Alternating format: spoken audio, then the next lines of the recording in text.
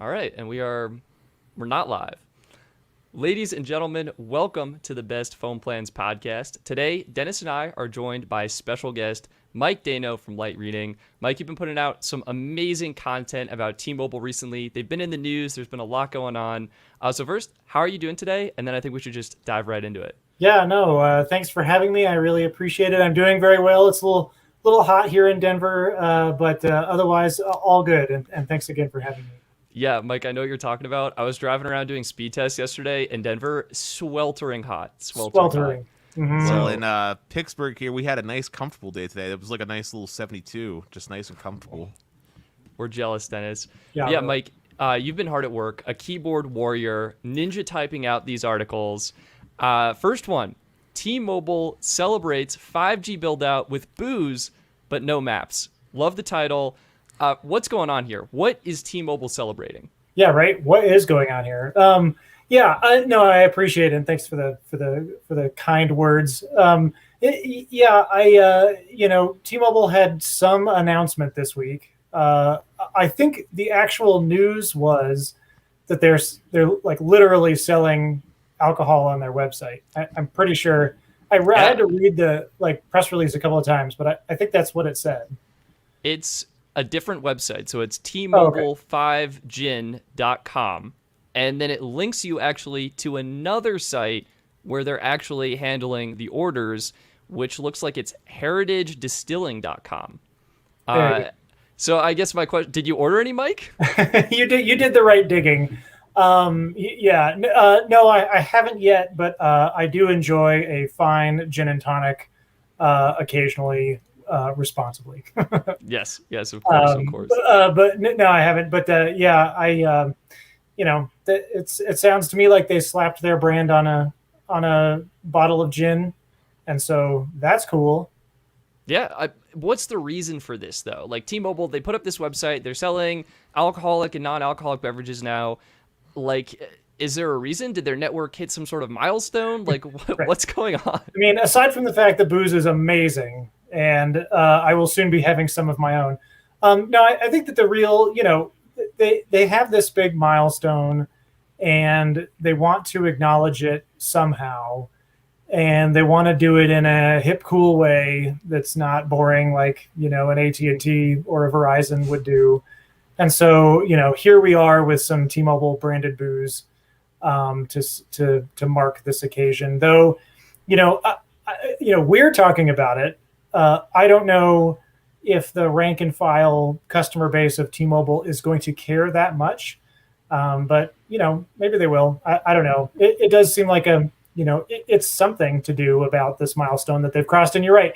The milestone that they crossed was that they now cover 300 million people with their extended range 5G and 150 million people with their ultra capacity 5G.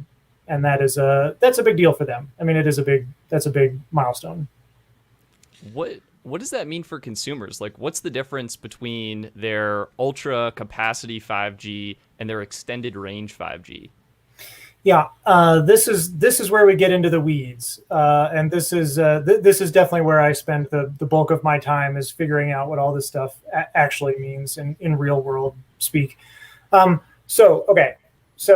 We'll start at the beginning. So there's 5G. There's the beginning of time. Humanity evolved. Then we have 5G. And there are three flavors or versions of 5G. There's the low band version, the mid band version, and the high band version. And they each have their own interesting and unique characteristics. And T-Mobile has mainly been focusing on the low band and mid band versions. And so all the carriers have this stuff. T-Mobile is not unique in having low band or mid band. T-Mobile has decided to brand their low band 5G as extended range, and they have branded their mid band 5G as ultra capacity. And so really it is just a straight up marketing, whatever brand X type labels that they've applied to these different technologies. But it is not exclusive to T-Mobile. It is simply the brands that they've put onto these technologies that AT&T and Verizon also have. So just finding creative ways to market exactly the same thing that all the carriers have. It's so they put their brand on the gin, they put their brand on low band 5G, they put their brand on mid band, and that's what it is. But I mean, to be fair, there's reasons to brand this stuff. I think, first of all, not all 5G is the same by any stretch. I mean, there's crazy fast high band 5G that's like a gigabyte a second. But that's only available in like a football stadium and pretty much nowhere else. And then there's low band 5G, and you can get that anywhere, but it's really not that much faster than 4G. And then there's mid band 5G, and that's where all of the attention and interest is being focused right now. It's all about mid band 5G. For the year of 2021 is the year of mid band 5G for sure.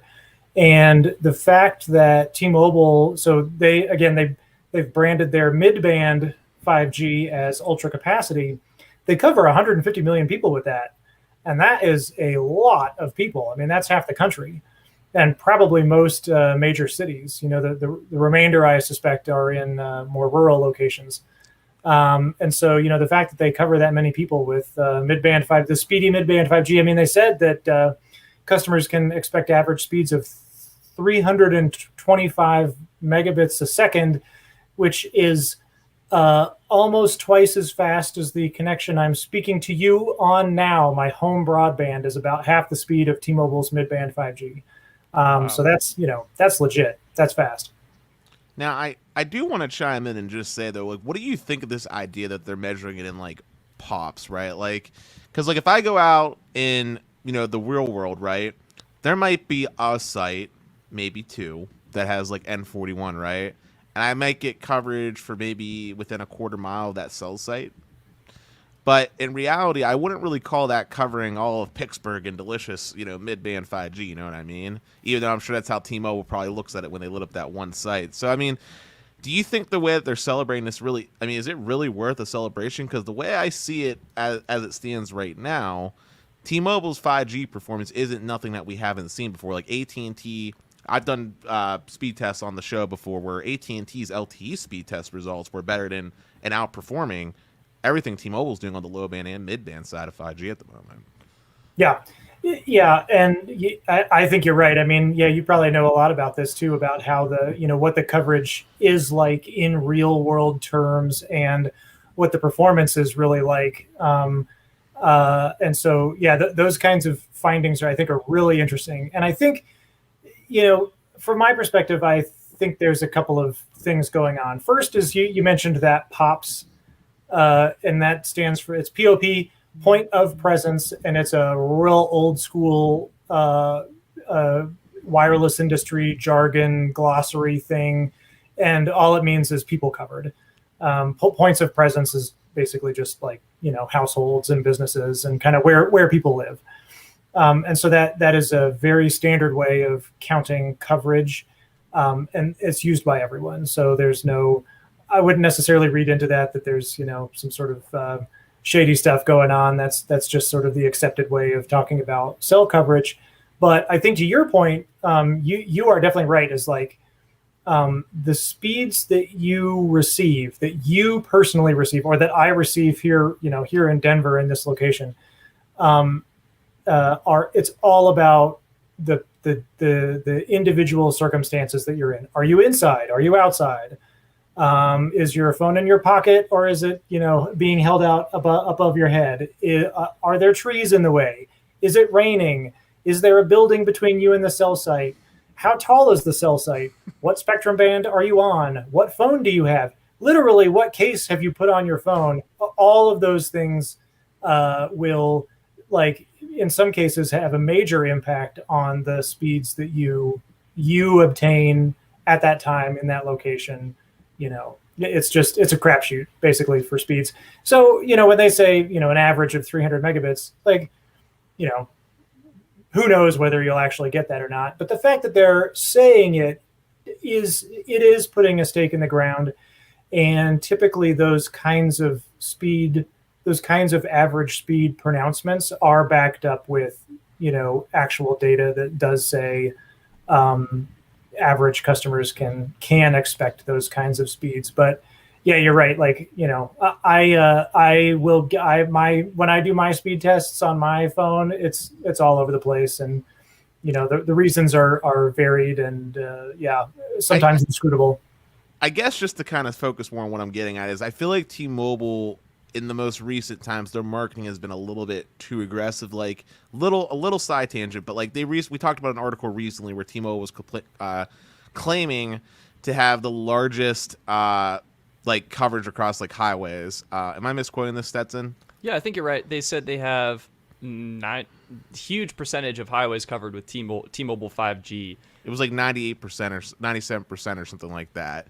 And I basically got on a side tangent. I said, what world were they doing these measurements? Because, if you look at T-Mobile's total square mileage of footprint coverage just in general, it's a little bit under half of like the U.S. they cover compared to like Verizon's square mileage of coverage or AT&T square mileage coverage. And if we specifically look at highways, even on T-Mobile's own native like coverage map, there is huge black pockets all in like California and the Midwest. There are major highways. I know in Pennsylvania, I-80 and like 376 are just crapshoots. So like it's like, how are you covering 97% of highways if you're ignoring like all these huge spans of coverage, Texas included? Like there's big holes, right? And I guess what I'm going for here is this: is like, yeah, this milestone is really, really cool. But I still feel like they haven't got to the point yet where it translates into a noticeable improvement. Like no business is going to be like, wow, T-Mobile's definitely the best choice right now if I want reliability and speed. They're still sticking to, like AT&T and Verizon are still the ones getting the contracts. You know what I mean? Yeah. I mean, I agree. It is so hard to get real, firm, hard, accurate data from any of the carriers, including T-Mobile, about what they actually cover. And I think there's a couple of reasons for that. Partly is that mapping out cell coverage is not easy, and it can fluctuate depending on what the power levels are and weather and stuff. But the other thing too is that there's a large range of ways of measuring and mapping cell coverage. So, we're probably all familiar with companies like Ookla, Speed Test, and OpenSignal, and Tutla. Tutela, yeah. Tutela, Umlaut is another one. There's RootMetrics, yeah. I mean, there's lots of them out there. GWS, and they all have different testing methodologies. Some actually get in a car and drive around. Some use apps that track your data on your phone. There's lots of different ways of picking all that up. And the carriers themselves also have different ways of tracking how their networks are performing and how many people they cover. And so, I think at a certain point you do have to take some of these carriers at their word. You know what I mean? Like, yeah.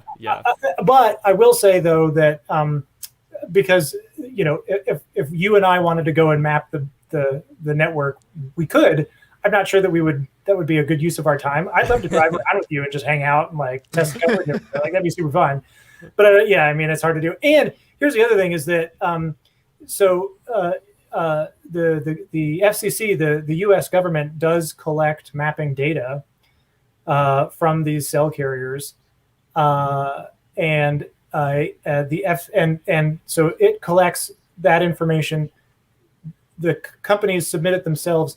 The FCC, I think it was 2 years ago, actually did a coverage test. Like it went out and tested the actual coverage and compared it with what the carriers were saying. So the carriers said this, FCC actually went out on the ground and tested it. And FCC found out that in some cases, the coverage was misstated by 40%. Holy smokes. Which is a huge, I mean, that's almost half. Those maps just basically were lying. Like it wasn't telling the truth of their actual coverage. And the FCC went out and found this. And so, here we are is like, nothing is what it seems, down is up, black is white. I mean, so yeah. Hence the reason of distrust, especially when it comes to T-Mobile, because T-Mobile knows what they're doing, right? They know the marketing is what gets the consumer sales, but They're putting the cart before the horse. I feel like with this celebration. That's my stance on it personally. That's how I kind of look at it. And I think that's fair. I mean, I do know that they are building out their network. I know that is happening, and they're spending a lot of money to do it. The extent to which they've reached those milestones, hard to say, but yeah, it's happening. I think it's going pretty slow, and they're spending a lot of money on it, and presumably at some point in the future they'll have a lot to show for it. But yeah, this is still early days. I think you're right. I hope so. Yeah, T-Mobile is saying their ultra capacity 5G will hopefully reach over 200 million people by the end of this year. So we'll see how that goes. That's an increase of 50 million people. And then this kind of ties in nicely, coverage maps and the coverage areas. Mike, you ended your T-Mobile article, but no maps. Those are the two words you ended. Like, T-Mobile hit this 5G milestone, but like, what's missing from their 5G coverage map right now? Yeah. And here's my T-Mobile thing. Their maps may not be accurate, like you said, and that's certainly a thing. And the thing that I cannot get over is the fact that T-Mobile doesn't have a map of its 5G coverage. So to be clear, like, they do have a map and it does show 5G coverage. What it does not show is it doesn't show whether that coverage is extended range 5G, low band, or if it is ultra capacity mid-band 5G. It doesn't show that difference. So, pretend you are at the end of your Verizon contract. You hate Verizon with a fierce and burning passion, and you desperately want to, churn to somebody else. And so you go to T-Mobile, and you've heard so much about how great their 5G is. Well, I wonder if I have their fast 5G. You can't check. There's no way to know. So why is T-Mobile putting all this emphasis on ultra capacity? Oh, it's so great. It's so much better than what Verizon has. It's amazing. It's revolutionary. Fourth industrial revolution. Blow your socks off. Like, you can't see where it is. So what is the point of this whole thing that they've been literally T-Mobile has been talking about ultra capacity for an entire year now. Everything from that company, from the top executive to the bottom, is ultra capacity, mid-band. It's amazing. No maps. Can't find it. No, it boggles my mind that, and then all right, and I'll let me point this last thing out because I cannot believe it. It is the height of hypocrisy is that in 2019, when Verizon was in the very early stages of its own 5G build out using high band spectrum, T-Mobile had an entire advertising campaign about, hey, Verizon doesn't have any maps. Where are the maps, Verizon? They had a hashtag Verheizen. It's hiding the maps. Oh, Verizon, you're so bad. Why don't you have any maps?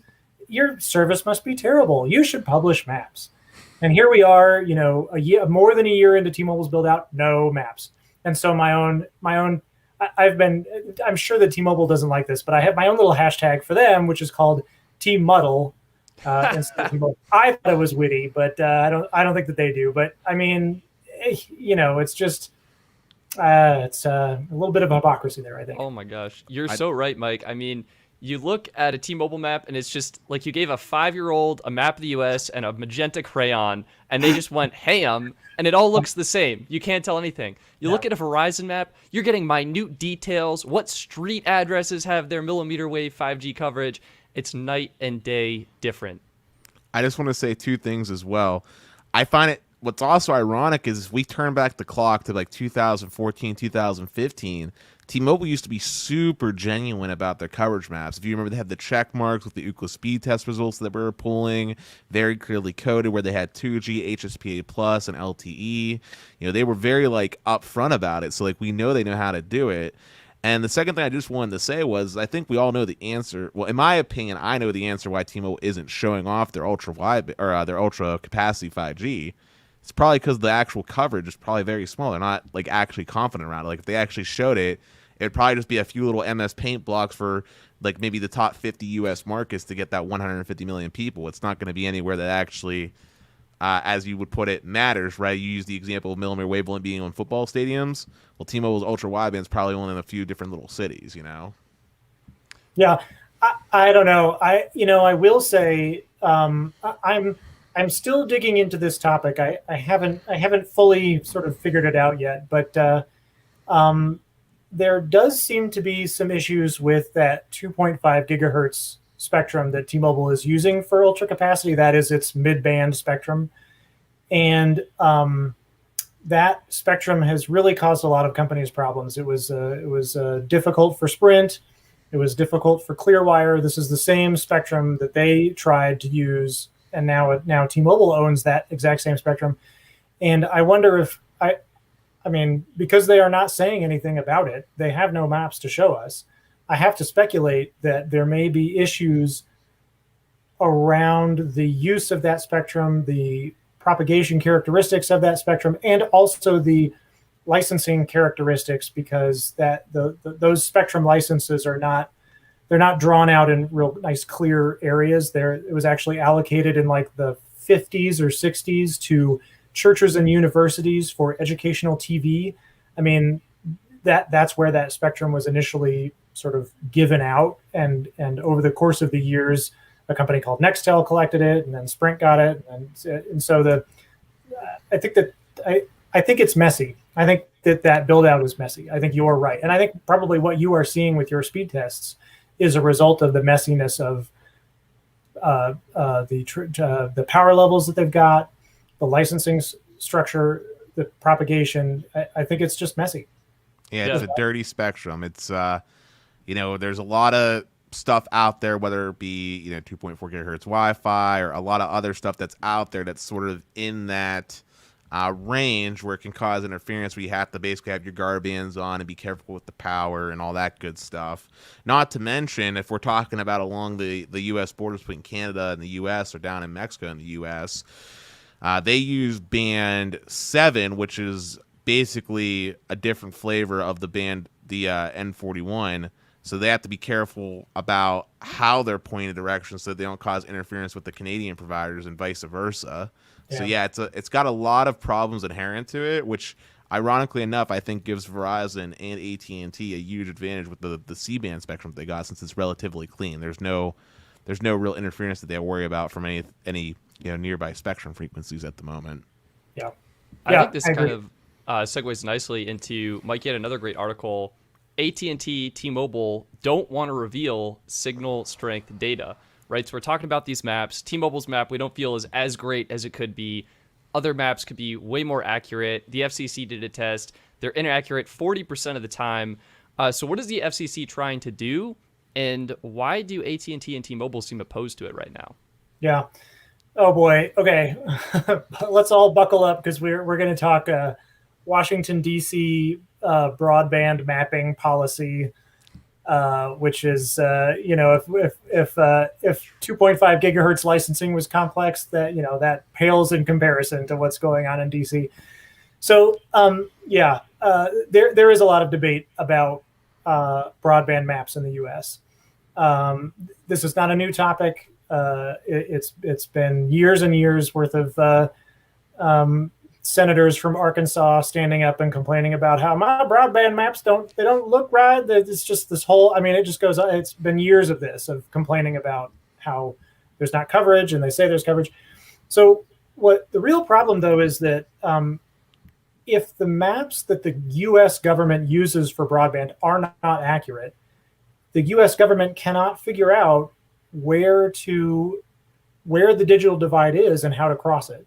And that's a big deal, because internet and broadband have very quickly moved from a nice to have to a need to have because of the pandemic. It forced everyone to work and school from home. Kids had to go to the Starbucks parking lot to get the Wi-Fi because they didn't have home internet.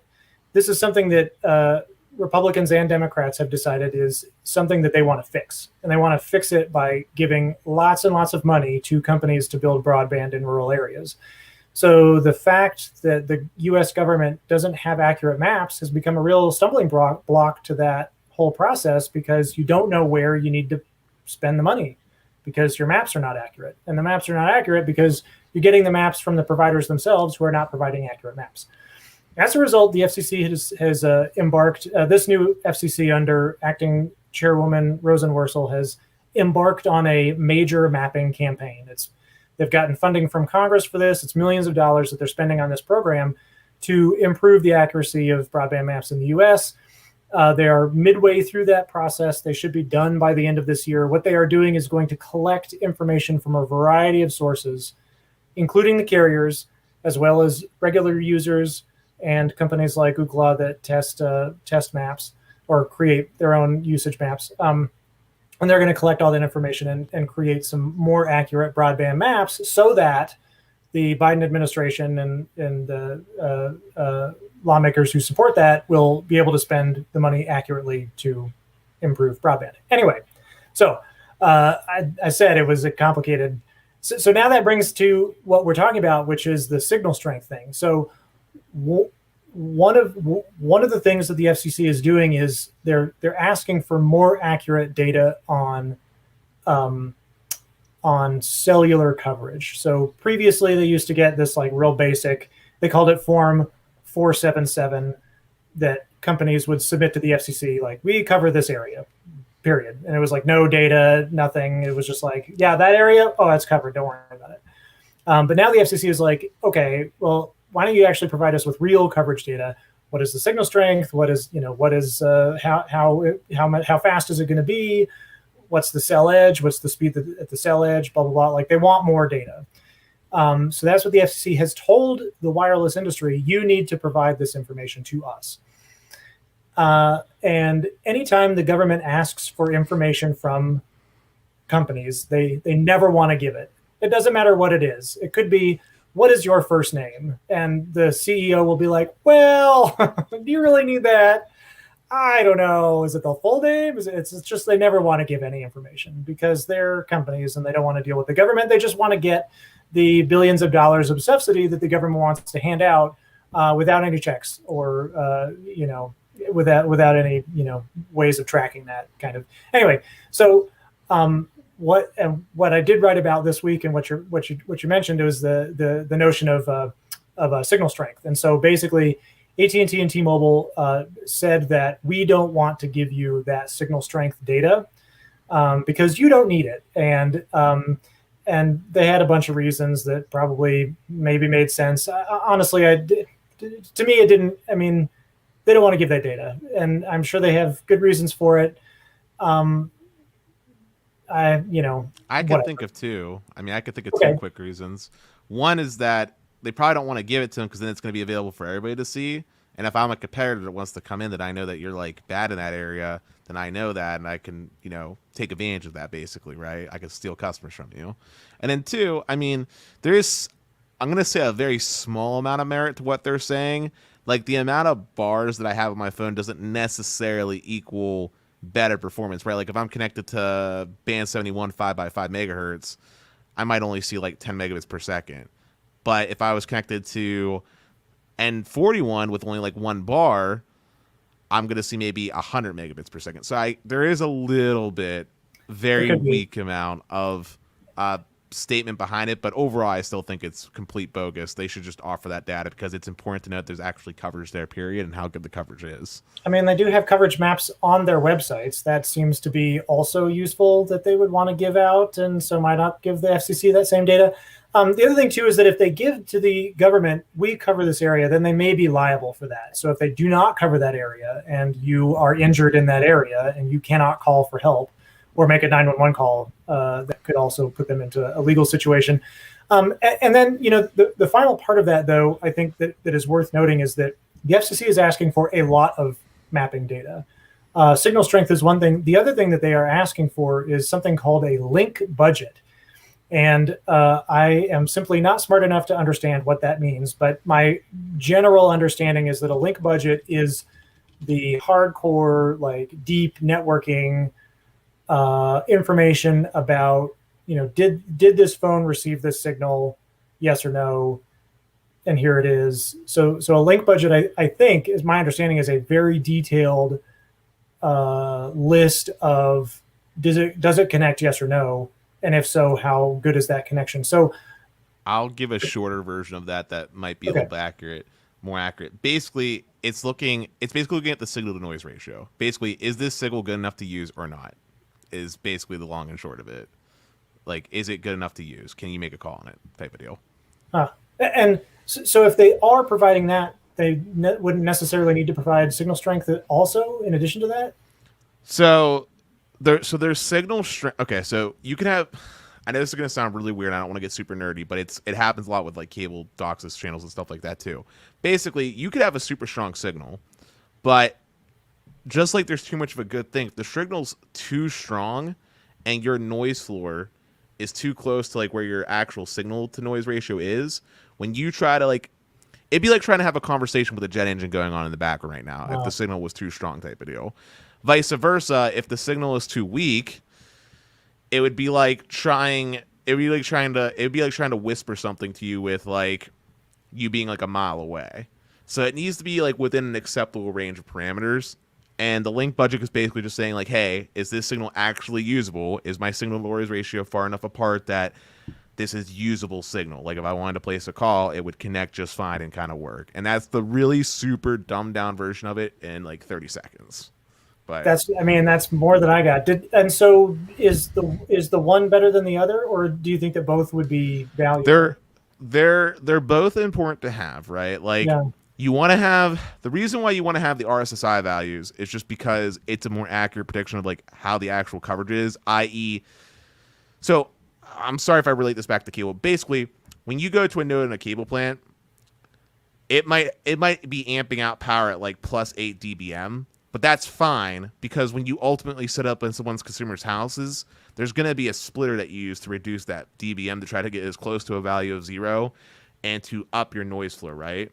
In the same way, a cell tower has a set power set because they know that as you get further away from the cell site, there's going to be things that get in the way, whether it be the trees or the rain or the birds or the bees or whatever, that reduces the power.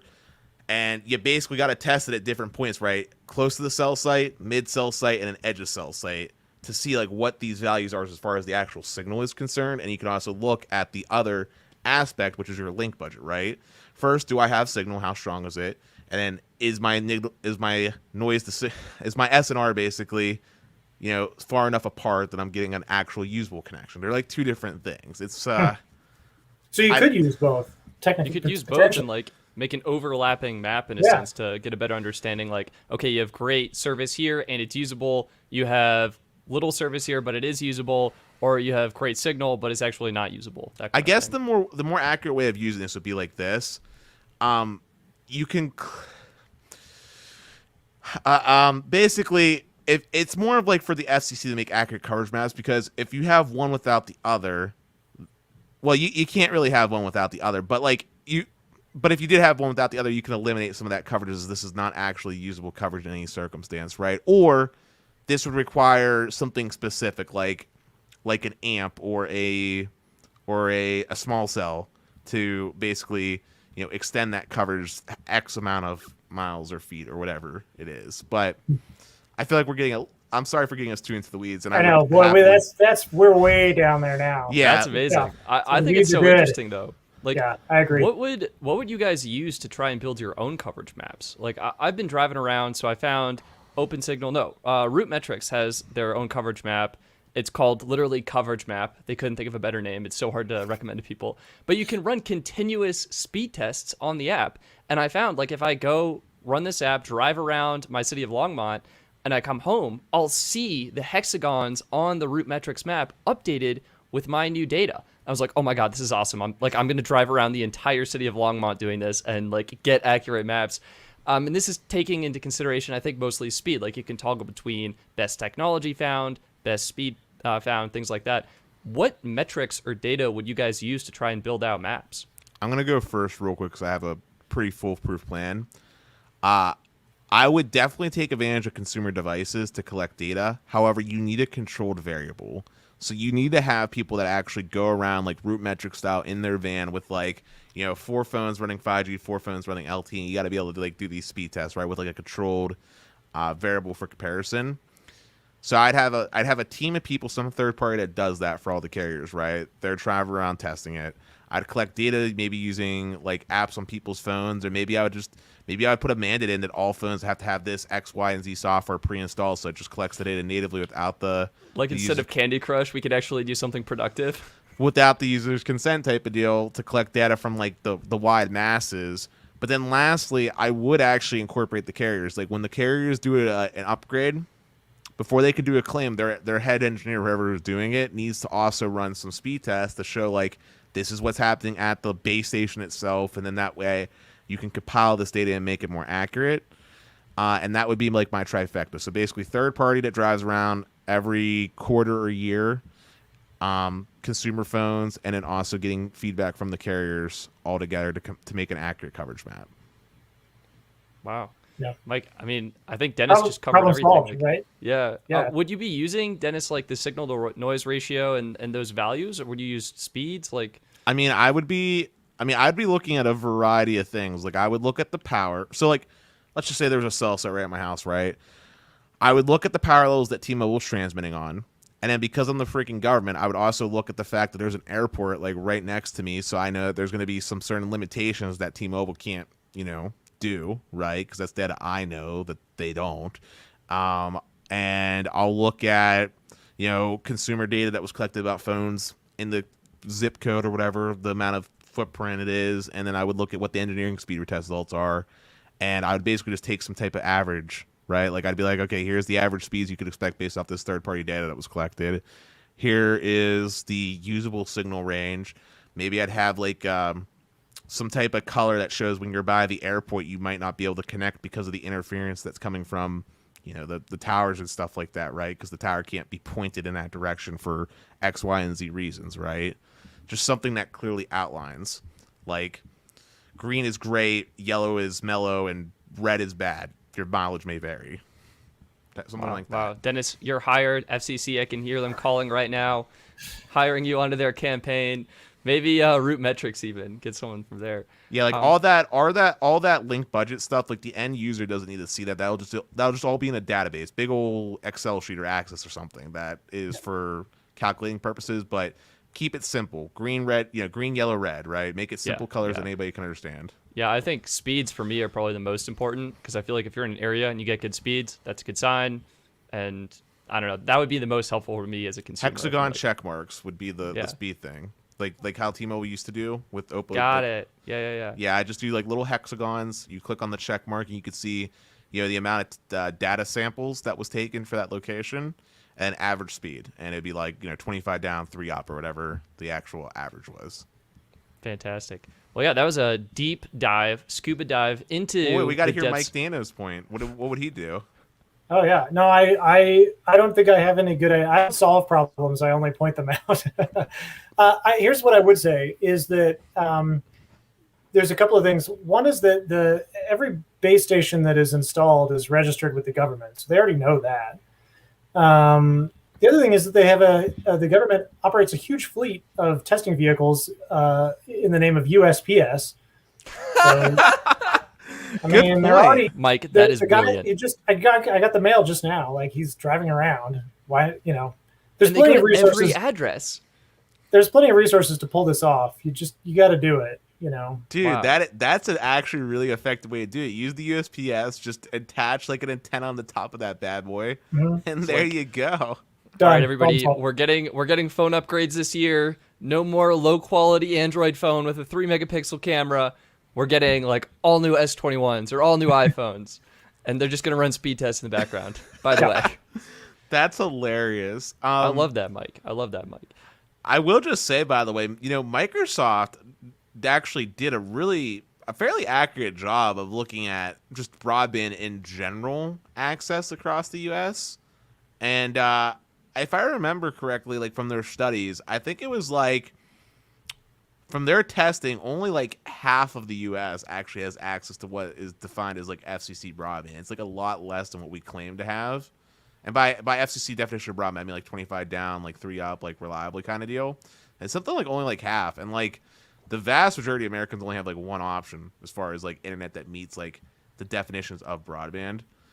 And very small pockets, like maybe 5-10% have like 2 or 3 options that actually can meet that definition, which I also found interesting. Yeah, I mean, and I think it's really interesting too that this situation is changing fast. You've got SpaceX, Starlink, satellites that are covering global. You already have satellite internet that's slow and expensive. You have new satellite internet that's fast and not as expensive. And pretty soon we'll have phones, I think, in the next few years that will literally connect to satellites. So you will never have a dead zone again. You won't have fast speeds, but you will be able to make a call.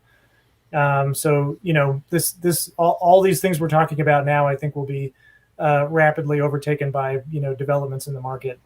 Fingers crossed that, and I'm hoping that Biden's infrastructure bill gets passed. Although they said it's I was going to say the $100 billion. Yeah, but the $100 billion though, there was some articles I was reading was saying like it's not going to be enough. There are people saying you need like double that to make like a dent if you want to like deploy fiber and stuff. Yeah, but we'll see. Fingers crossed. Yeah, I mean, it is a laudable goal to connect the unconnected, but yeah, I think you got to find them first. You got to find them. That's true. Easier said than done. Or you can just do what I do. Just move. Find a place that has Fios and move. Yeah. Joking, right. I'm joking. But let's move on to the last topic about your T-Mobile enters the ad tech biz as rivals pull out. Yeah, I think this is kind of the last bit of T-Mobile news from this week. They've been on a roll, launching their own beverages, declining mapping data, and entering the ad biz. So I think we had some stories a while ago where T-Mobile, they had this advertiser policy when you signed up. It used to be opt-in, and they switched that to make it opt-out. So everyone by default was enrolled, and you actually have to opt out, which I think flipped the stats from being like 20% enrolled by default to like 80% enrolled by default. So yeah, Mike, can you talk about what T-Mobile's doing and what's going on with their ad tech? Yeah. And again, this is there's a lot of backstory to this, which is that, everyone knows that mobile operators like T-Mobile and Verizon, AT&T, they have a very valuable data in that they know what's on your phone and they know where you go. And that's data that advertisers want. And I don't think any of us are naive to believe that the stuff that we do on the internet is not monetized. So, Twitter tracks our movements, Facebook tracks our movements. Practically any website that you go to tracks your movements. This is the age we live in now. It may have been shocking 10 years ago. I don't think it's anymore. And Verizon and AT&T have long made a business out of selling their customers' data. And now T-Mobile is joining them. I think what's interesting is that T-Mobile is joining in this interesting situation now that, first of all, Apple is cracking down on this. So in iOS 14, Apple stopped allowing apps to track you across the device. At the same time, Google is removing third-party cookies from their browser. They actually just delayed that till 2023, but still, it's sort of this thing that's in process. Plus, there's a lot of state regulation in California, as well as federal regulation, as well as the really harsh regulations out of Europe about tracking people. So there's all these sort of factors that are happening right now that's making that data more valuable because it is harder to obtain. T-Mobile does have it. T-Mobile has new leadership now that I think has a different view of selling its customers' data. And, here we are this week that they launched a full-blown marketing solutions operation, the job of which is to take information from their customers and to sell it to advertisers. And the only notable thing in that sentence is the fact that T-Mobile is one of the last companies to start doing that rather than the first. Everybody else is already doing it. Wow. So they're kind of late to the game. And I think my understanding is they'll collect the data and then aggregate it themselves on their platform and then sell sort of targeting groups to advertisers. So like they'll know you go to a certain store, but they're not giving that exact location to the advertisers. Correct. And so that's what they all say. We do not give your personal information. We do not give your personal location.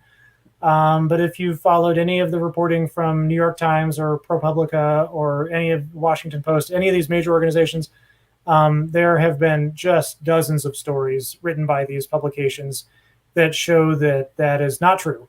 In fact, New York Times was able to identify, I think it was several dozen people who were involved in the Capitol, storming the Capitol on January 6th with this kind of advertising tracking data. So they were able to track them to their homes and look up their addresses and figure out who these guys were that broke into our nation's capital, all with this kind of stuff that T-Mobile is now selling to advertisers. So, I think it's this is the world we live in, but these promises that it's anonymous data, the evidence does not bear that out. Got it. Well, I think that's pretty much all I have. Dennis, anything else you want to throw in here? No, I just want to thank you again, Mike, though, for coming in on the podcast again. It is always fantastic to have you. I want to take this as a chance for you to give a shout out to our audience where they can find more of your articles because they are truly fantastic. If you want to just take a moment to tell the guests anything that you're working on or want to shout out real quick. For sure. No, and I really appreciate the opportunity to be here. I really enjoy talking with you guys and learning all about link budgets. I know more about link budgets now than I thought I ever would. I only know the name, so now I'm stuck up on that. So that was great. So yeah, I am a reporter. I work for a website called LightReading.com, spelled just like it sounds, LightReading.com. So all my articles appear there. I'm on the Twitters at Mike D. Dano, and I'm on LinkedIn too, and post there occasionally. Awesome. We'll have that linked in the show notes or description, wherever this podcast is found. Mike, thank you so much for taking your time, talking with us about everything T-Mobile has going on, diving into some coverage maps and more.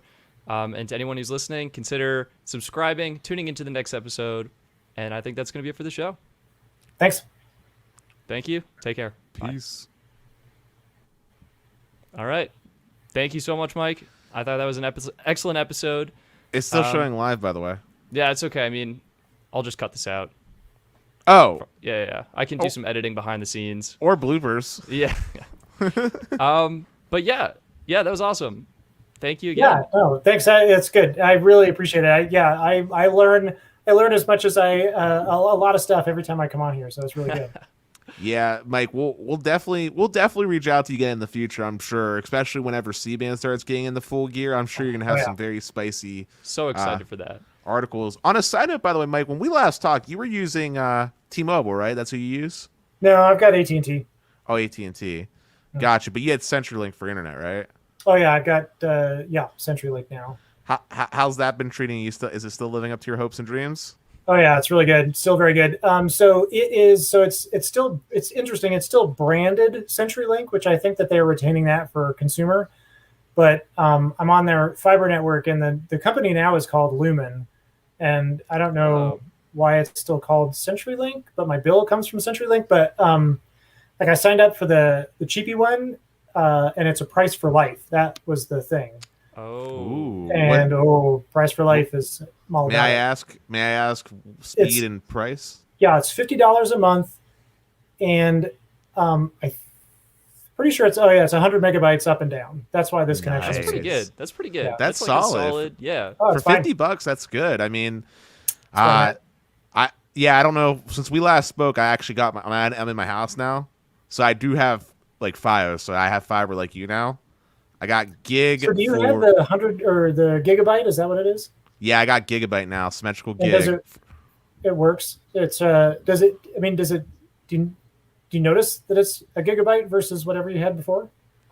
I mean, what I notice more than anything is the improvement in upload speed. That's the most noticeable thing. That is Upload is amazing. Yeah, that's by far the most notable thing. Especially now that I got the security cameras installed for the live feeds, because they're recording in 4K. So that is. But yeah, I mean the gigabit download is noticeable. It's just like noticeable when I'm doing big downloads on Steam. And the problem is that I talked about this before, but there's actually fluctuation. Like my uploads are rock solid. My downloads fluctuate somewhere between 700 and like 600 and 800, somewhere in that range. But it's good. Like it's good. The problem is I had gigabit before, like with Comcast. I had their gigabit download before, so I know what that feels like. But I was also using 400 meg, and I know what that feels like. And there's a point of diminishing returns somewhere around the 400 megabit mark plus. It gets to the point where it's like, yeah, it's faster, but it's not going to be like my life has changed. I'm really noticing the difference. You know what I mean? Yeah. But no, yeah, I moved, got Fios. I finally have fiber like you do, and like Stetson does. Yeah. And I'm glad to be part of the fiber camp. It is truly game changing. Yeah. I used to have I had Comcast before, and that was really up and down, and especially the uplinks were not great at all. And so this is much better. I actually have Comcast still going as a secondary connection. Believe it or not, Mike. Believe it or not, I'm gonna surprise you with a fun fact. Comcast has better ping times than my Fios does for latency, which is ironic as all heck. I don't know what the dealio is. I've shown Stetson via Ookla speed test. He's seen it with verifiable proof. I've shown it on stream.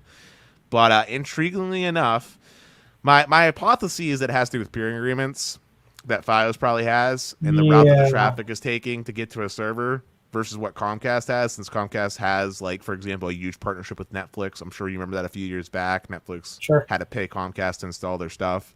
I'm sure that's the reason. But yeah, I have the Comcast going as a secondary connection. I mainly just use it for playing gaming online because of the better ping. But everything else goes over the Fios connection. And it's nice to have the two ISP option in case one goes down. I have the double fallback because I got a Ubiquiti Dream Machine Pro downstairs with two WAN ports. So I have it set up where if one goes down, it just falls back on the other. So it's good for redundancy, good for working from home. Wow. Dennis is on it. Mike, I just have one question. What's your writing schedule like? Like, you have been pumping out articles. I'm like, oh my God, this guy's amazing. Like, I struggle to write like one article a week for my website or whatever. Like, yeah, I mean, this is all I do anymore. Okay. So, you know, cool. It helps. This helps, and I've been doing it for a long time. So that I think that. Do you just like wake up and write? Do you get into it, or is there like a time you're most productive? Yeah, definitely the mornings. I've got a real long one that I'm just now finishing, and I did it mostly this afternoon, and that's harder. Yeah. I don't know. I don't know how you feel, but you know, I haven't been normally, like, I've got, you know, I go to a show, and then I go do this, and then I've got other things going on. But since COVID, it's been like a year of just reporting and writing, which is the thing that I like the most. But I have discovered my limit, which is a solid year of reporting and writing is enough, and I'm ready to not have a day of reporting and writing. Also, Mike, real quick question. We were just wondering, do you have any contacts from like CenturyLink or Comcast or Spectrum or any of the cable providers? Because we've been wanting to get a guest on, ideally.